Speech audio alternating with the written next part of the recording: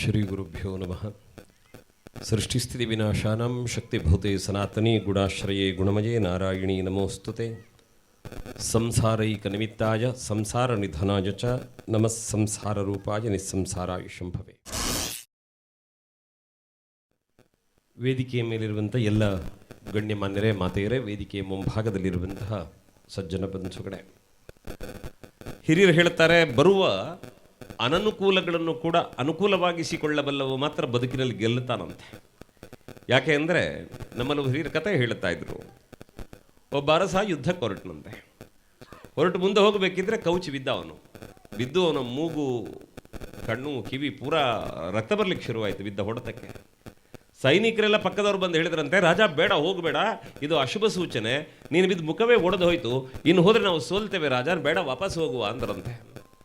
ಆಗ ರಾಜ ತಿರುಗಿ ಹೇಳಿದಂತೆ, ಹಾಗೇನಿಲ್ಲ, ನಾನು ಬಿದ್ದು ನನ್ನ ಮುಖ ಒಡೆದದ್ದಲ್ಲ, ಯುದ್ಧಕ್ಕೆ ಹೊರಟಾಗ ನನ್ನ ಆರಾಧ್ಯ ದೇವತೆಯಾದಂತಹ ದುರ್ಗೆ ನನಗೆ ಕಾಣಿಸಿಕೊಂಡ್ಲು, ಅವಳಿಗೆ ರಕ್ತ ತರ್ಪಣ ಕೊಟ್ಟು ತೃಪ್ತಿ ಮಾಡಬೇಕು ಅನ್ನುವ ಕಾರಣಕ್ಕೆ ನನ್ನ ರಕ್ತದಿಂದ ತರ್ಪಣ ಕೊಟ್ಟಿದ್ದೇನೆ, ತಾಯಿ ನಮ್ಮನ್ನು ಗೆಲ್ಲಿಸ್ತಾಳೆ, ಹೋಗುವ ಅಂತ ಯುದ್ಧಕ್ಕೆ ಹೊರಟ್ರಂತೆ. ಹೋದವರು ಯುದ್ಧವನ್ನು ಗೆದ್ದು ಬಂದರು ಅಂತ ಒಂದು ಕಥೆ ಇದೆ. ವಿಷಯ ಇಷ್ಟೇ, ಯಾವುದನ್ನು ಜಗತ್ತಿನಲ್ಲಿ ಅಪಶಕುನ, ಕೆಟ್ಟದು, ಅಡಚಣೆ ಅಂತ ಅಂದುಕೊಳ್ಳುತ್ತೇವೋ, ಇಲ್ಲ ಅದನ್ನು ಶುಭಶಕುನವಾಗಿಸ್ತೇವೆ ಅನ್ನುವ ಛಲವುಳ್ಳವರು ಬದುಕಿನಲ್ಲಿ ಗೆಲ್ತಾರೆ. ಅಂತಹ ಉದ್ದೇಶದಿಂದ ಹೊರಟ ನಿಮ್ಮ ಕಾರ್ಯಕ್ರಮದಲ್ಲಿ ಮಾತಾಡಬೇಕು ಅಂತ ನಾನು ಇಲ್ಲಿವರೆಗೆ ಬಂದದ್ದು. ನನಗೊಂದು ಅಭ್ಯಾಸ ಇದೆ, ನನ್ನ ಕಾರ್ಯಕ್ರಮಕ್ಕೆ ಬಂದಾಗ ಏನು ಕಾಣುತ್ತೇನೆ ಅದನ್ನು ಮೊದಲು ಹೇಳಿಕೊಂಡು ಮತ್ತೆ ನನ್ನ ಮಾತು ಆರಂಭ ಮಾಡೋದು. ಸಂಕಪಣ್ಣ ಇದ್ದಾರೆ ವೇದಿಕೆಯಲ್ಲಿ, ಆ ವ್ಯಕ್ತಿ ಯಾರು ಅಂತ ಗೊತ್ತಿಲ್ಲ, ಫೋನ್ ಮಾಡಿದ್ರು, ಬೆಳಿಗ್ಗೆ ಮಾತಾಡೋದು. ಇಲ್ಲಿ ಬರಬೇಕಿದ್ರೆ ಅವರು ನಮ್ಮನ್ನು ಬರಮಾಡಿಕೊಂಡದ್ದು, ಮಾತನಾಡಿದ್ದು, ಇಲ್ಲಿನ ಹುಡುಗರ ಬಗೆಗೆ ಮಾತನಾಡಿದ್ದು, ಅಲ್ಲೇ ಪಕ್ಕದಲ್ಲಿ ಕಾಣುವ ದೊಡ್ಡ ಮನೆ ಮತ್ತು ಆ ಮನೆಯಲ್ಲಿ ಬದುಕುವವರ ಮನಸ್ಸಿನ ದೊಡ್ಡಸ್ತಿಕೆಯ ಬಗ್ಗೆ ಅವರು ಹೇಳಿದ್ದು, ಇದೆಲ್ಲ ಕೇಳಿದಾಗ ತುಂಬ ಖುಷಿ ಅನ್ನಿಸ್ತು. ಎಲ್ಲಕ್ಕಿಂತ ಮಿಗಿಲಾಗಿ ಗಮನಿಸಿರಬೇಕು, ವೇದಿಕೆಗೆ ಬಂದಾಗ ದೀಪ ಹಚ್ಚಲಿಕ್ಕೆ ಒಬ್ಬರು ತಾಯಿಯಲ್ಲಿ ಚಪ್ಪಲಿ ಇಟ್ಟುಬಿಟ್ಟು ಬಂದರು ಆಚೆಗೆ. ಅದ್ರ ಒಂದು ಚಪ್ಪಲಿ ಕೌಚಿ ಬಿದ್ದಿತ್ತು. ಇದೇ ತಂಡದಲ್ಲಿ ಯಾರೊಬ್ಬ ಹುಡುಗ ಬಂದು ಆ ಚಪ್ಪಲಿನ ಕೈಯಲ್ಲಿ ಎತ್ತಿ ತಿರುಗಿಸಿಡ್ತಾನೆ. ನಮಗೆ ದೊಡ್ಡ ವಿಷಯ ಅಂತ ಅನ್ನಿಸದೇ ಇರಬಹುದು, ಆದರೆ ನೆನಪಿಟ್ಟುಕೊಳ್ಳಿ, ಈ ವೇದಿಕೆಯಲ್ಲಿ ಯಾರದೋ ಒಬ್ಬಾಕೆ ಹೆಣ್ಣುಮಗಳು ಹಾಕಿದ ಚಪ್ಪಲಿ ಇದ್ದರೆ ಅದು ನನ್ನ ಅಮ್ಮನ ಚಪ್ಪಲಿ ಅನ್ನುವ ಭಾವದಿಂದ ಒಬ್ಬ ಹುಡುಗ ಎತ್ತಿಡ್ತಾನಲ್ಲ, ಈ ಭಾವನೆಗಳಿಗೆ ನಾವು ಜೊತೆಯಾಗಬೇಕಾದದ್ದು ಅಂತ ನಾನು ಹೇಳ್ತಾ ಇರೋದು.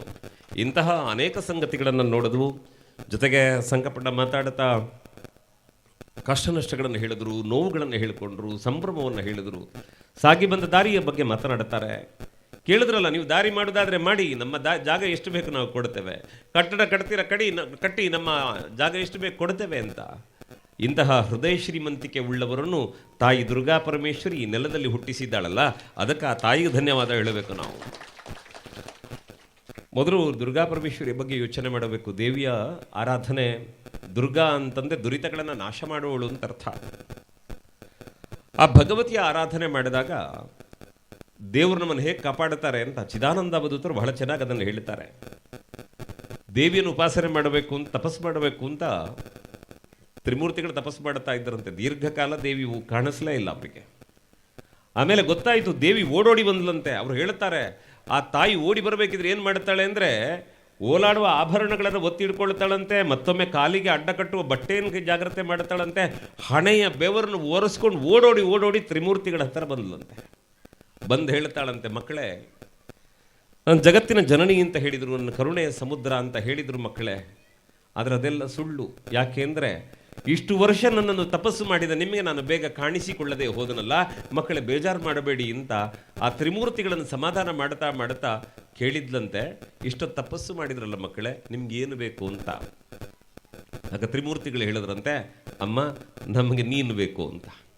ಅಂದರೆ ಯಾರಿಗೆ ಬದುಕಿನಲ್ಲಿ ಭಗವಂತ ನನ್ನ ಜೊತೆಗಿರಬೇಕು ಅಂತ ಯೋಚನೆ ಮಾಡುತ್ತಾನೆ, ಅಂಥವರಿಗೆಲ್ಲ ಬದುಕಿನಲ್ಲಿ ಬರುವ ಕಷ್ಟಗಳನ್ನು ಕಳೆಯುವುದಕ್ಕೆ ದೇವರು ಶ್ರೀರಕ್ಷೆಯಾಗಿ ನಿಲ್ತಾರೆ.